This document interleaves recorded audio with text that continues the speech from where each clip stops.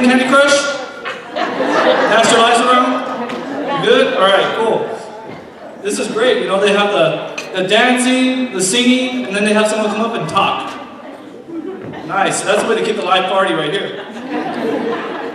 Alright, some of you know me, some of you don't. If you don't know me, you're about to get to know a little bit about me right now.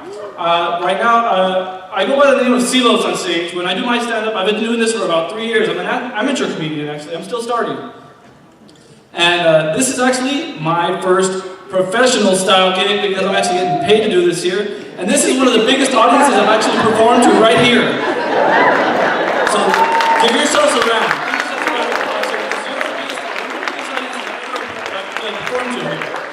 Now, first things first, like I said, I'm going to get you to know me a little bit. I come from a family of 8 kids. Yeah, I hear, wow. Yeah, guess what? Yeah, my parents probably didn't have TV. Probably not even a radio. Actually, 2 of my siblings, they are actually exactly a year apart to the day. Must have been a rerun.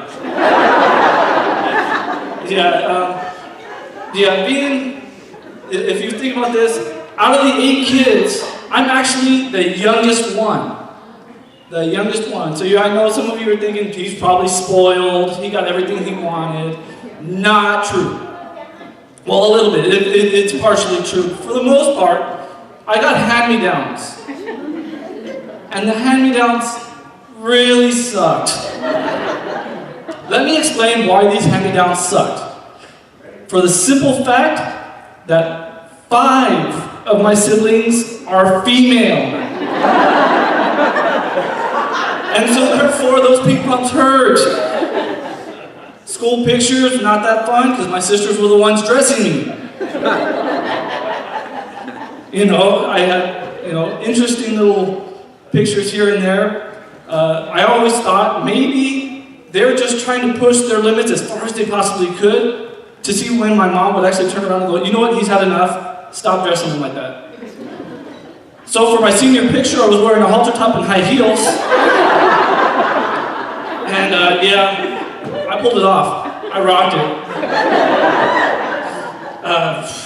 But growing up with that many siblings, 5 sisters, 2 brothers, the first thing I learned was run. Because obviously I got picked on, we picked on each other left and right. And being the youngest, I was the biggest target. And I could say, sarcasm runs fluently through my family. Because we definitely learn how to respond to each other when it happens. I know you got, working for the county, we all know sarcasm because it happens often in the office. I've been with the county for 7 years. I've become more fluent since I started with the county. I could say when we picked on each other, we would always do little pranks on each other, things like that. Sometimes we tell stories and see how quick someone else would believe it. For one story, if you guys know what a tumbleweed is, you've seen tumbleweeds, you're out here in the desert, come on now, you've seen at least a couple of them. But we made up a story that my sister fell for, hook, line, and sinker. We told her, tumbleweeds started as a little twig. You roll it down a hill and it just collects the twigs as it goes. Oh yeah, she went for hook, line, and sinker, just completely bought into it, just like a little snowball. But they got me back when I was younger, probably about 8 or 9 years old. My sister comes up to me and tells me, you know what, can you go ahead and make me a peanut butter and jelly sandwich? And I drove a hard bargain. I said, only if I can make myself one.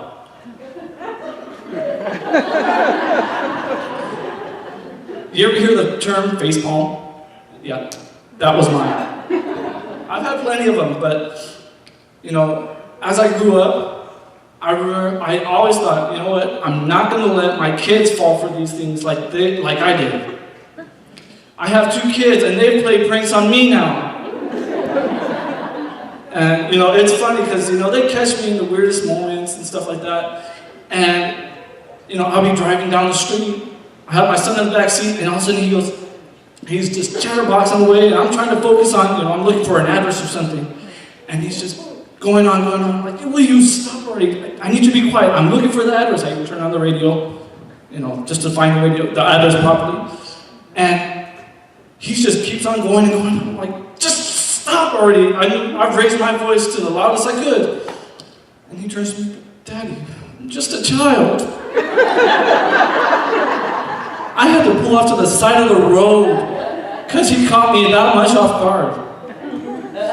Now, I've explained how my sisters used to dress me all through my childhood to high school, and the 80s was not fun, okay?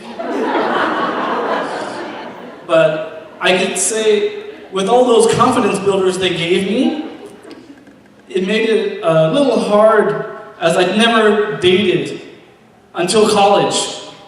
Probably because of the way I was dressed. But, a lot of things like that made me rely on, online dating.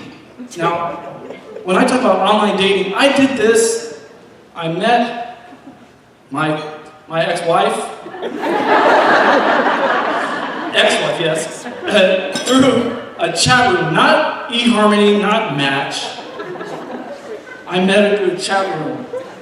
Now, I continue on. I'm going to say I've been in 4 relationships. I'm in one right now. I've dated Caucasian, a couple Latinas.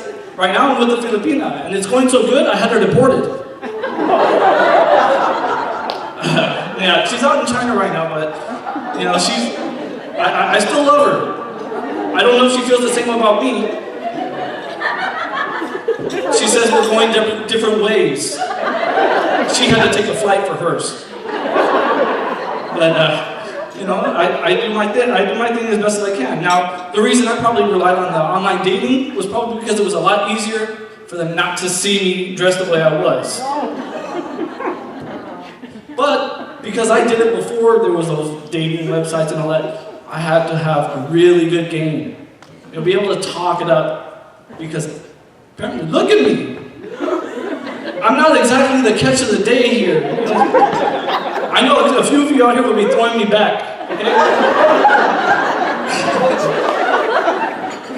Talking about why do we have bait? Okay. It's just like that. But like I said, I've been in a few relationships here, so obviously something's working. But I love to say that I try as hard as I can, and I'm still a good guy out here. Awesome. If you guys know me, I'm usually the quiet one. For those of you who actually do know me, don't tell them. All right. I'm going to come back a little bit later. I'm going to tell you a little bit about my work history. I'm going to tell you where confidence really came in. But thank you for you guys listening right now. I appreciate it. I hope you enjoyed the show.